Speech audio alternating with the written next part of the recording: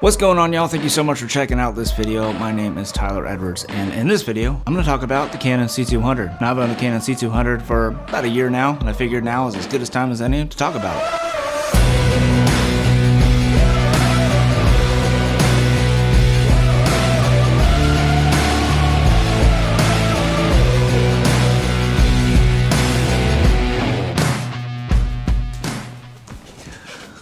So like I said, I've owned the Canon C200 for about a year now, and over the last year, 11 to 12 months of making YouTube videos and obviously my client work and all that kind of stuff, I've gotten some emails and comments and questions and stuff through YouTube and subscribers and stuff about the Canon C200. And as I was looking back through my library of videos, I realized I haven't posted that much content specifically around the Canon C200. Now, obviously a lot of the content I've posted has been shot with the C200, but I haven't really talked about the camera. So I figured as I wrap up this year, I would talk about the Canon C200. And I want to add, this is from my perspective of using the camera from the type of work that I have shot on this year. So that's like kind of mini documentary stuff, weddings, corporate events, interviews, all that kind of stuff. So not so much like the music video side or the narrative side of things, where I feel like this camera is very capable for those types of projects. However, the type of work that I didn't really include that. So that's kind of the perspective I'm coming from. So keep that in mind when when I'm talking about all these different things. So I figured we'd just go ahead and get into it. The Canon C200, it's an awesome camera. There's two versions. There's the C200 and C200B. The C200B is basically like the brain, the stripped down version. I have the Canon C200 that comes with like the screen and the EVF and all that kind of stuff. So that's what we're going to do. We're going to talk about the C200. A lot of the stuff that I mentioned can translate into the C200B. However, some of it might be specific to the C200. So without further ado, let's go ahead and jump into it. Some things I like, some things I don't like, and all that good stuff. And the first thing that we'll talk about that I like is just the usability and the ergonomics of the camera. So right out of the box, the C200 is ready to go. You just slap a lens on, plug a mic in, put an SD card in or CFast card in, and you can go ahead and start shooting. It has all the stuff that you need right off the bat, and you don't have to kind of create these Franken rigs like some of these other cameras out there to make it usable. It has XLR ports built into it. It has built-in ND filters. It has all the customizable buttons on it, all that kind of stuff, just ready to rock right out of the box. And you don't have to really customize it too much to make it usable. Now, I've done a couple of little things. I put like a small rig top handle on it and a little NATO rail just to make it a little bit more kind of production ready or ready to go out of the box, just for my type of workflow and the cases and stuff that I carried in. But right out of the box, this camera is just ready to rock, and that's really probably my favorite thing about this camera. Next up, I just mentioned it, but the dual XLRs, these are really awesome to have on the camera. They both provide phantom power, and the reason why it's awesome to have two XLR inputs is because, like, for example, if I'm running an interview with two talent interview, and I want to run a shotgun mic over both of them, I can run the shotgun mic into channel 1 and another one into channel 2, and I have the ability to record their audio at separate levels, provide phantom power to both the shotgun microphones, and be able to have clean audio on both people being interviewed. Or if I'm doing a single person interview, I can run a boom mic into one of the channels, and then on the other channel, in the XLR channel, I can run a lav mic and have two sources of audio, boom audio and lav mic audio for backup. And additionally, I also have the ability to record 4 tracks of audio. Really, the channel 3 and 4 are kind of backup audio channels to channel 1 and 2, so recording those at a lower gain setting, so that if any audio peaks or spikes or anything like that, I still have that backup track to use in case that happens. The next thing I really like, and I mentioned this earlier, are the built-in ND filters. Now, these built-in ND filters are an absolute godsend when it comes to run and gun style filmmaking, because you don't have to screw on filters on the front of your lens. You have the ND filters built into the camera. So the ND filter really fits between the sensor and the rear element of the lens. So your NDs are always with you. As long as you have the camera with you, your ND filters are with you. And they come on 2-stop increments, and it's just an absolute beast of a feature to have, especially with like run and gun stuff. When you're outdoors and you're going from outdoors to indoors, you don't have to worry about screwing on your ND filters and anything like that. The other benefit of having built-in ND filters is if you're using big cinema glass where, you know, the front element is so big that it won't actually take, you know, your standard screw-on filters, you don't have to really use a matte box for ND. You have NDs already behind the lens. Now, if you wanted to use a matte box for like flags or, you know, Pro Mist filters or something like that, obviously you're gonna use it. But for the most part, for what I use it for, I've never had the need to use a matte box or anything on my lenses because I have the built-in ND filters right in the camera. So up next is a little bit more subjective of a topic and has to deal with image quality and colors. And I'm not gonna go down the whole Canon color science conversation and mantra and all that kind of stuff. There's plenty of videos out there on it, but there's kind of two camps when it comes to the Canon look. Some people really like it, some people don't necessarily like it. I followed into the camp of liking the Canon look. I've always liked it. I've shot on Canon cameras for a very long time. I really like the way it looks, and the colors, they do look really natural. And I created some specific LUTs. I guess it's the shameless plug of the video, but I made some custom LUTs specifically for the Canon C200, for Canon Log 3, and for Cinema Raw Light, focusing on the Canon Log 2 curve. And with those LUTs, it looks incredible, and I love the way it looks. In fact, what you're watching right now is actually Cinema Raw Light with my LUT, and I just love the way it looks right out of the box, and there's not much I have to do to the image to get it to where I like it. And the image quality really holds up, you know, even up to like ISO 6400. The image quality looks really good. Once you get past that, the noise level starts getting a little bit too digital, and noise reduction starts coming into play and all that stuff. But up to 6400, even in Cinema Raw Light, I've been really pleased with how it looks. And yeah, I like the image quality. So there's not much more to say about that. Now, moving on from image quality, but kind of related, are the recording codecs. Now, this is kind of like a weird area for the camera because it has like the biggest flex of recording codec with Cinema Raw Light, and then it shoots in this kind of like 8-bit 420 category, and it's like kind of weird. And there's no like middle ground, which is odd, but the codecs that it does ship with, the codecs that it does record, are really robust. Even the 8-bit 4K in Canon Log 3, as long as you nail your white balance and exposure, the image looks really good, and it's a pretty flexible codec, and it's much more robust than you'd expect it from being 8-bit. So I'm not sure what Canon did under the hood there, but they did a really good job with making it a very usable codec. And then on the heavier side, you have Cinema Raw Light, which gives you a ton of flexibility and squeezes out a little bit more dynamic range just because there's much more information in there. Shoots 12-bit up to 30p, and then when you go down to 60p, it goes down to a 10-bit codec, which is also still a really strong codec. So when you want to shoot really higher end stuff, you can shoot that Cinema Raw Light, get much more quality out of it, you know, get much more color depth and all that kind of stuff, and a little bit higher dynamic range, a little bit better highlight roll off. But if you're shooting something for quick turnaround, or you know, you're just shooting something that doesn't need all of that information, say you're lighting a scene or something, and you can kind of control the exposure and all that kind of stuff, then you can shoot on a much lighter weight codec in the 8-bit XFAVC, and you can shoot a ton on like a 128 gigabyte card. I can't remember how much you actually get on a 128 gigabyte, but it's a really lightweight codec. However, it's still really robust. I'm not really sure how they did that, but I'm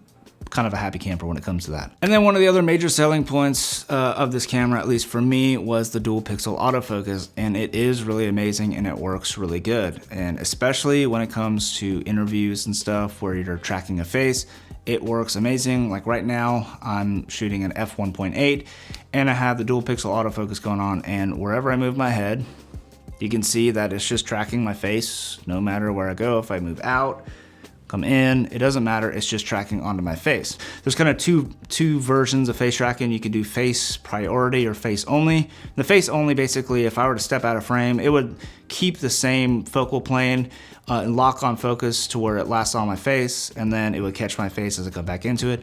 Or for like YouTube stuff, I like to have the face priority. So if my face goes out of focus or out of frame, or it loses my face, then it goes into this little center dot. So if I were to pull something like in front of the camera, you can see that that little square just kind of changed, and it focuses on whatever's in the center of this little white box right here. And then as soon as I move it away, it locks right back onto my face and we're good to go. Now, I don't use dual pixel autofocus all the time.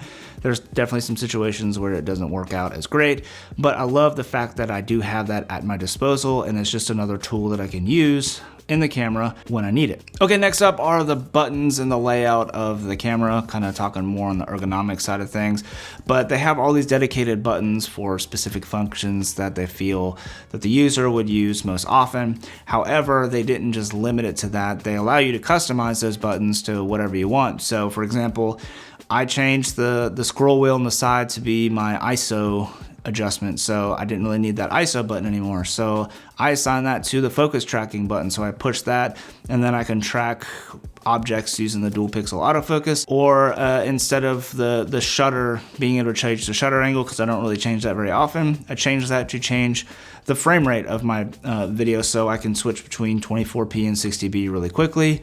And then I think another one I did was the function button. I press that, and then I can quickly change between shooting in RAW and XF ABC. And the reason why it's so nice to be able to customize all that is because I have the ability to hit the buttons and map the buttons and functions that I'm going to use most often. That'll speed up my workflow while I'm on set, while I'm filming, whatever the case may be, so that I'm not wasting my time, I'm not wasting the client's time or the talent's time navigating through menus. It's because I have these quick access to the functions that I need.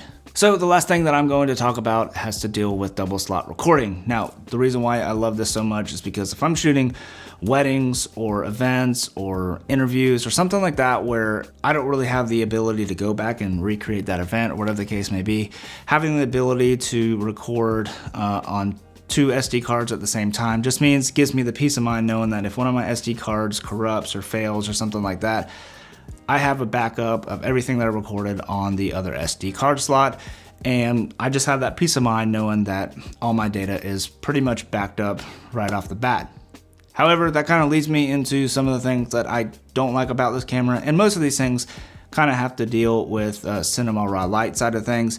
But the first thing we'll talk about is backup recording. Now, right now, when you're shooting in Cinema Raw Lite, the only backup that you can do is when you record a proxy file, and that's only an HD file for proxy editing. Now, I get why they have it, and I appreciate that they have a proxy workflow built into the camera. However, I wish you could actually just record a 4K backup file of the recording of the Cinema Raw Lite onto an SD card, just for the same reasons that I talked about with dual recording on the SD cards. I would love to have the peace of mind if I'm recording an interview in Cinema Raw Lite for some reason, or whatever the case may be, I would like to be able to have a 4K backup file of whatever recorded in Cinema Raw Lite, just for that peace of mind in case my CFast card corrupts or fails or it breaks or gets lost or whatever the case may be.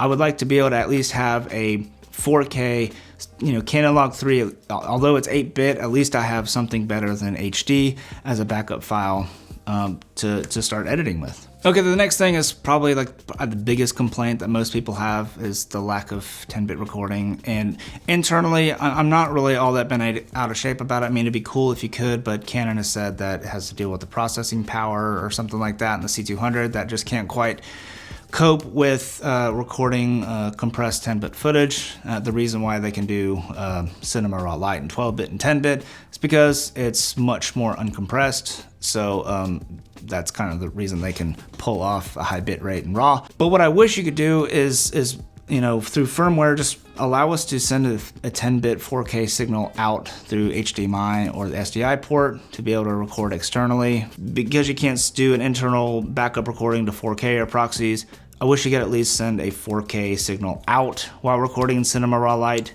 to record a 4K backup or proxy file, whatever the case may be. Because I feel like that's possible because the recorder would be doing all the heavy lifting, then it kind of bypasses the processing power. But anyways, I'm not an engineer, but I wish that was the case. That'd be really cool to be able to do that. And then more so on Cinema Raw Light and exporting a signal, all that kind of stuff. I wish that you could send out a Canon Log 2 signal out via HDMI or SDI to an external recorder, or even just to an external monitor, because as it stands right now, if you're filming in Cinema Raw Light, and I think most people would choose to use the Canon Log 2 curve when they're grading to kind of get that dynamic range and flexibility, it's still only sending out a Canon Log 3 at best signal to a monitor or a recorder or anything like that. And the problem there is, you know, if you have a LUT specifically for Canon Log 2, that's not going to really work when you're monitoring, because you're only going to be monitoring on a Canon Log 3 signal. So I wish you could just monitor the Canon Log 2 signal and monitor with the LUT that you're planning on grading with, so you can kind of know what your final image is going to look like while you're recording or while you're monitoring. And then if it did send out a 10-bit signal, then you would, you know, potentially be able to use that to, you know, do your editing as well and kind of create a Canon Log 2 recording instead of just Canon Log 3. So anyways, less so much about the recording, but I wish you could at least monitor in Canon Log 2, because it would be really helpful to be able to monitor in Canon Log 2 while you're recording in Canon Log 2 with Cinema Raw Light. Additionally, with monitoring, I wish you could load custom LUTs to the camera, like you can like with the new C500 Mark II and, you know, other brands of cameras, just to be able to monitor with the LUT of your choice instead of just using the one that's loaded onto the camera. And just be really helpful to be able to monitor with whatever LUT that you want to grade with on the actual Canon monitor instead of having used an external monitor. And the very last thing I'll mention with regards to Cinema Raw Light is I wish there was a way to change the compression ratio on the actual raw file. So on other cameras like Blackmagic and RØDE, you can change the compression ratio from like, you know, 3:1 to 5:1 to 8:1 to 12:1 or whatever the case may be. And this would do a couple things. Number one, this would you know, allow users to squeeze out a little bit more recording time onto the CFast cards when recording in RAW, especially when you're not doing, you know, heavy grading or VFX work, but you still want to have a little bit more dynamic range in RAW. If you record it like, you know, 8:1 or something like that, you could squeeze a little bit more than 16 minutes on a 128 gigabyte card, which is insanity. And then, you know, if you're compressing a little bit more, maybe there's the ability to get a 12-bit color depth when you're recording in 60p. I don't even know if that's possible with Cinema Raw Light, but it'd be cool. And the very last thing, doesn't have to do with Cinema Raw Light at all, is I wish there was a way to easily remove the EVF from the camera, whether it has to do with, you know, putting on a gimbal or even transport. I wish there was a way just to easily, like kind of like with the new C500 Mark II, to be able to take the EVF off super quick. This is obviously not something that you can, you know, change with firmware, but just from a design perspective, maybe on the Mark II, I would love to be able to see the EVF be able to switch and take off really easily, because, you know, when I put this in my Pelican case or something, I always have that in the back of my head, like, I hope this EVF doesn't snap for some reason. So anyways, that's pretty much it. Overall, I really love this camera, and even, I don't remember how old the camera is now, but it's a few years old. With the release of the C500 Mark II, I really kind of feel like that breathed new life into the C200 as a good B-cam option to the C500 Mark II when shooting in Cinema Raw Light. Because the Cinema Raw Light in this camera is kind of future-proofed, and it holds up really well and it looks beautifully. So I really think that this camera is going to stick around for a while, and I really think it's got a lot of life ahead of it, and I really love this camera. I use it obviously pretty much on every single job out there, and it's just a workhorse of a camera. I mean, this is kind of my moneymaker camera, and this is probably one of the best investments I've made for my freelance work and my client work and all that kind of stuff. Now, this definitely isn't a perfect camera by any means. There are definitely things that are good about it, some things that are not great about it, and only you can really decide if the camera works for you and if the features of the camera are suitable for your workflow. And specs wise, on paper, this camera doesn't seem all that impressive because, you know, it doesn't have 10-bit and all that kind of stuff. But if you're more than just an internet troll or, you know, someone that just obsesses over specs on camera forums, you'll really find that this camera is incredibly versatile and incredibly robust, and the image looks amazing. And for me, I didn't care about the specs. I just knew that it would work for me, and it does work for me, and that's why I continue to use it on every single job. Again, it may not be the camera for you.